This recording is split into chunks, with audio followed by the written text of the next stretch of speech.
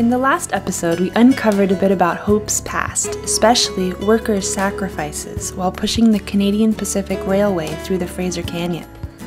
Let's keep exploring Hope and look at how some modern Canadians live around here.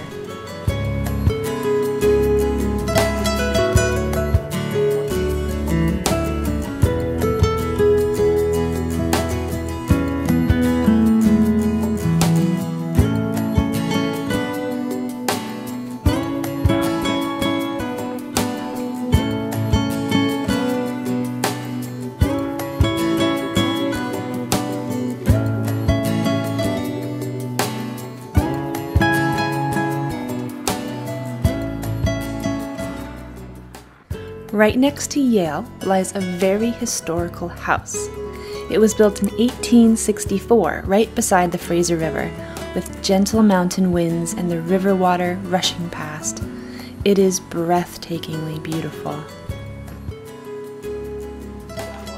Darwin and Susan relocated here from Burnaby in Greater Vancouver. Because they really love the country lifestyle, they moved their entire family here to Yale. You meet lots of interesting people both on the river and that are rafting just for fun, and then we've also met a lot of people that are interested in the river for educational reasons and for environmental reasons and historical reasons. So that's part of the great joy of living here in Yale. Susan left her job as a nurse, and now they own a rafting business. Although it's a seasonal job and the income isn't too high, it allows them to fulfill their dream of a country life. When I first came in here, when Darwin brought me in here, I literally said, I feel like I just stepped into a dream. The Teague House, built in 1864, is a relic in itself. Susan lovingly furnished it with museum-quality items. Not just some things. Every detail in here is straight from history. So this is another bedroom that you could stay in, and that I've been staying here. It's very comfortable. The linens are vintage and very soft and comfortable. Some of the details on the walls include Chinese garb. So this is an authentic garb, and it shows you how important the Chinese people were to this area. It's just such a part of the history. It's not separate. The locals consider the Chinese to be a really important part of their lives even still today. This room is what they would call the great room. They would have dinner here and be a sitting area, and today if you come to the Teague House and stay with Darwin and Susan, you can have dinner here. So this is warmer for your bed. So when it's very cold, you put your coals from the fire, they go right in there. When it gets hot, you put it in your bed before you get in it. Warm up your bed before you get in it. So that's just sitting around. You know, I just barely know what that is, but maybe we could use it. No, they have heating here, it's comfortable. This is something not many people know about. You see these scenes, and they're printed in a special way so that when you look through here, this is 3D. It'd be hard to see, so you should come and try it for yourself. So this would be like maybe kind of like the movies or like TV back in the 1850s in British Columbia. They would have this. So they have scenes from important historic events happening. This would have been the only way that they could see it in 3D. Otherwise, maybe just photographs in newspapers. So a stereoscope. To maintain a house like this in British Columbia, it's very wet, so it'll start to rot very quickly. So it takes a lot of work to keep it maintained. So I know that the original owners had to work really hard to keep it maintained, and now that's Darwin's job. So he, and Susan on the inside help keep it free of any mold or rot, so it can just stay, safe and warm. If you want the feeling of going back 100 years in time in Canada, this place is a good choice to visit. The only problem seems to be that at first it's hard to tell apart the household items that are purely for display. Hope sits between the Fraser and Thompson rivers. The fast-flowing water of the Fraser and the clear water of the Thompson contrast each other. Because of the awesome volume of water and fast flow, river rafting is spectacular here.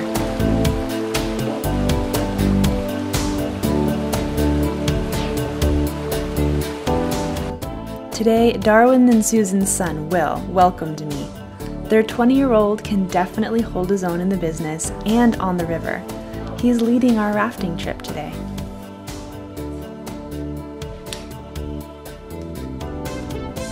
Rafting is actually easy. First, we try on our wetsuits, shoes, and helmets to keep warm in the cold water. After that, we sign a consent form acknowledging the risks associated. Coming along on the trip with us today are a European couple who are rafting enthusiasts and a university student. As a group, we arrived at the Coquihalla River just east of Hope.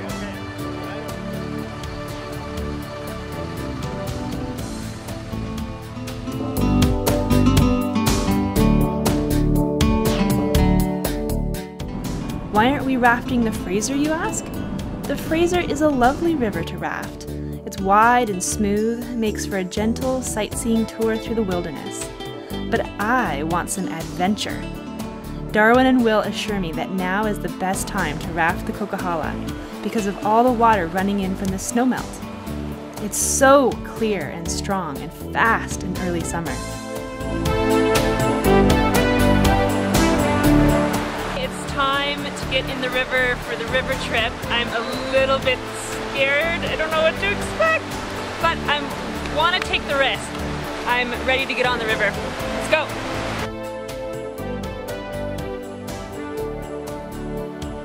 已经穿好了，心情十分忐忑，准备下去那么快的水里了，你知道吗？祝我好运。 Darwin is very prepared for our river rafting. He provides 2 people to supervise. This is to make sure that if anyone falls out of the boat, he or she is scooped up immediately. River rafting is a team sport. Everyone has to cooperate with each other so that the rubber raft can navigate successfully through the water. Okay, we're ready to go.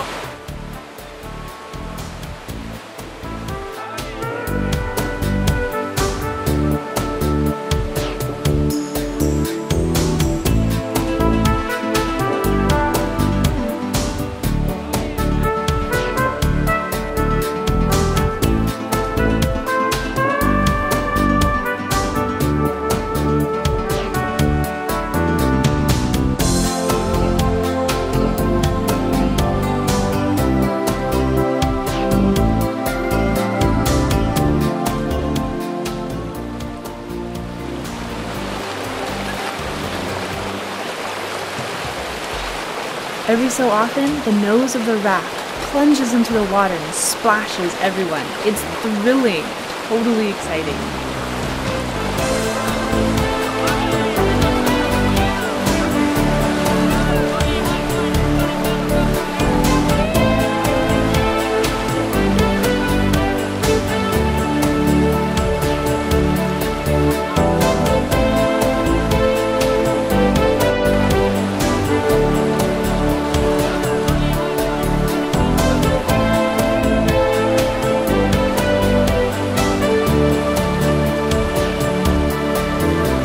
Some people say rafting is addictive. Once you fall in love with the beauty of nature and that oneness with nature, you'll never forget it. The force, the energy of the waves, and the coldness hitting my body really brought me closer to nature.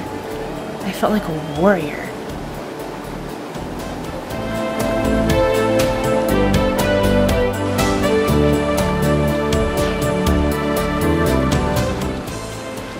After a rollicking ride, we reached the resting place, and that concluded our rafting trip.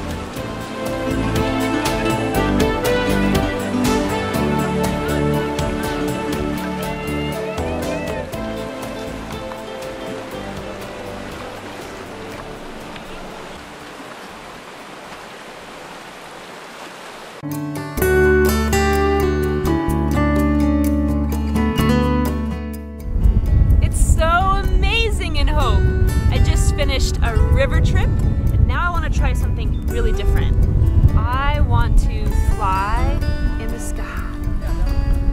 Nature-loving Canadians can try out another exciting activity in Hope: gliding. There's a regional airport in Hope where small aircraft can take off and land. This quiet place has become a paradise for gliding enthusiasts. Gliding is done in tandem or solo, and it's an extremely extraordinary experience. The Canadians who glide from here come from all different backgrounds. They're engineers, professional pilots, teachers. They've come together to form the Vancouver Gliding Club. The club provides a fun, convenient location to get together and soar. They can bring their families, relax, chit-chat, picnic, or just enjoy the summer between flights.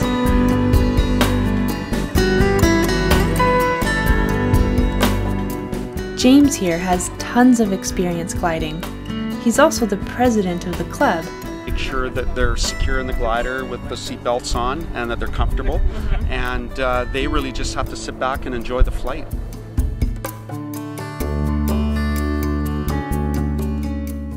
Today he's not only going to take me flying, but instruct me on how to fly the glider myself.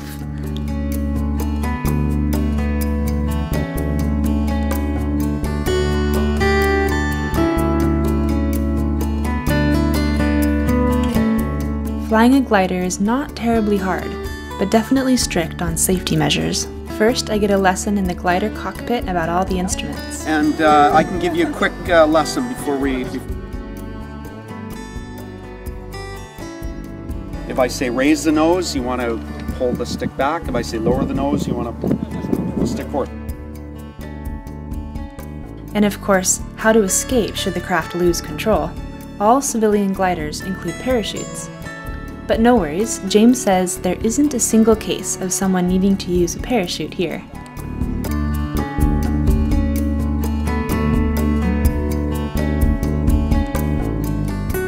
The engine has started. Our journey of flight begins!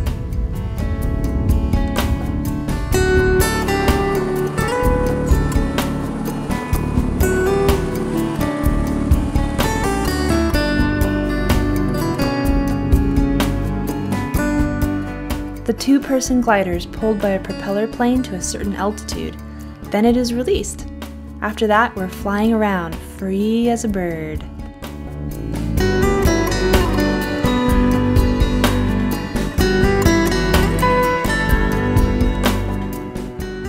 Gliding in the air feels extraordinary. Gone is any engine sound or propeller power.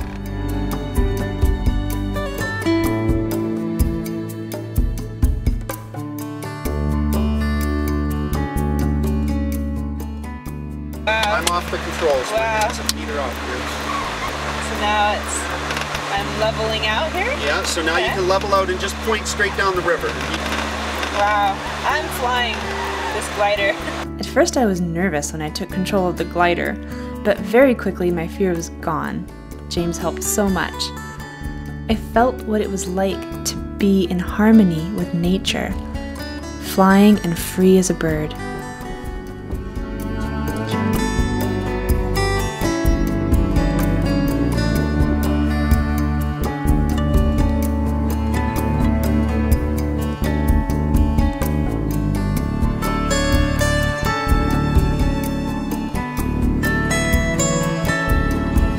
Like a dream. I would definitely come back if I had another chance.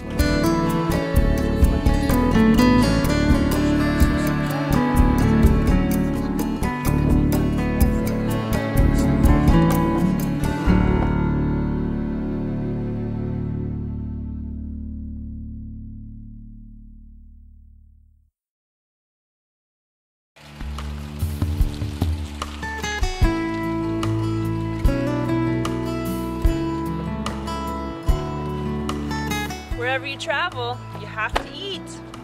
After everything I've done in Hope, I need a place where I can relax and refuel.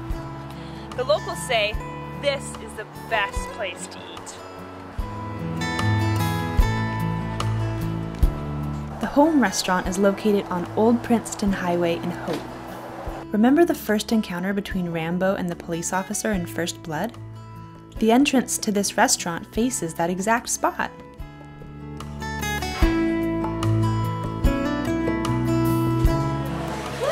Hello, welcome to the Home restaurant. Would you like to follow me, please?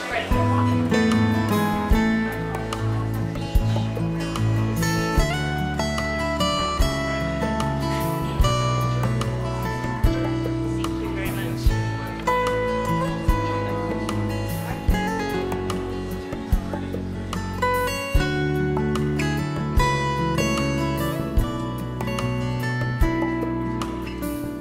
The motto of the Home restaurant is to be home-cooked and down to earth. It wants its customers to have the feeling of coming home. Family and home is something many North Americans desire in life.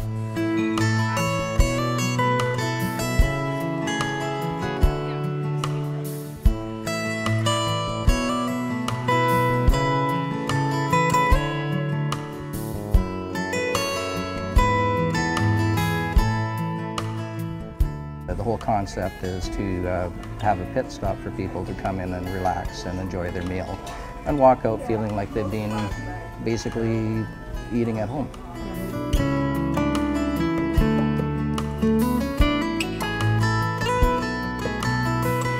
These are special fries from sweet potatoes. So In Hope, I tried out many different restaurants, but this one really stands out.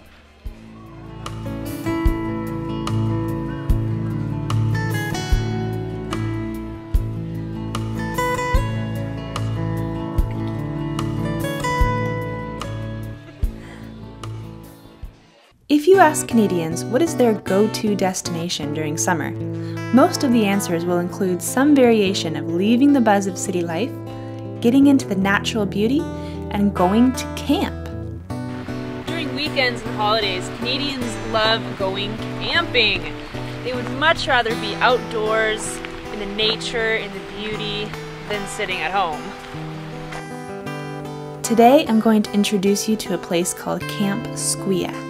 It's a place people can stay while in Hope and Fraser Canyon to get closer to life itself. 16 kilometers to the north of Hope, along Highway 1, it's located among a quiet forest with mountains overlooking. This is Campsquia. Its facilities are complete with a large soccer field, gymnasium, pool, even a life-size chess game. I really love the environment here and the special energy it has. I also feel that energy from this young man.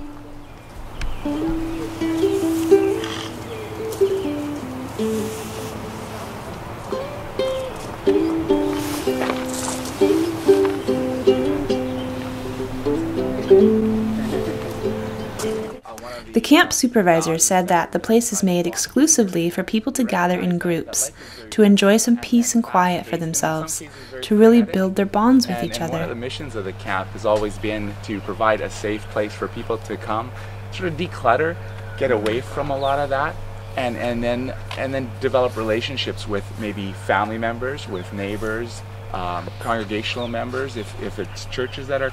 Guests here will feel like they're living in a laid-back resort with the camp providing nutritious food and hotel-like accommodations.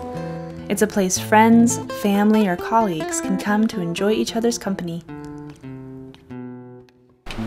Mike's about to show us something really special. Let's go.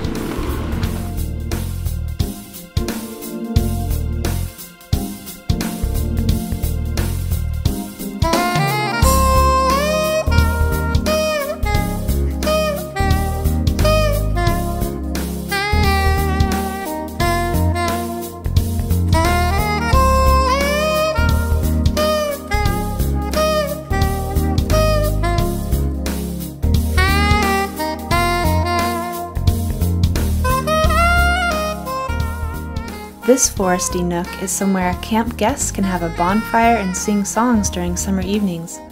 It's also a place to pray and feel closer to heaven.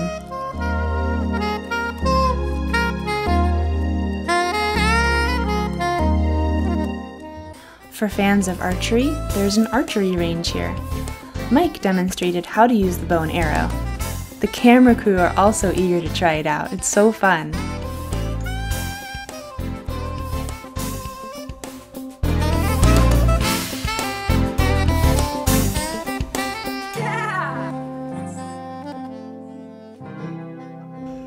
Campsquia has an amazing obstacle course to train a person's concentration and build confidence. You're right. You're thinking, how far can you jump, right? And typically what we'll do is we will say, are you comfortable here? And when you're at your comfort level, pull it just a little bit further. And then you get to that point like, oh, and you know, we have our signals, and then when you're ready to go, you basically jump and you go. Now, if you miss it, of course, we've got the belay, and you basically just swing out and hang it. So what I'm about to do is climb to the top of a 40-foot pole, stand on a tiny platform, jump off of it, and hang on to trapeze. 2, 1, go! Nice! Does it look dangerous? There actually isn't any danger in it at all, but it's a great chance to face your fears, build confidence, and find qualities inside you didn't know you had.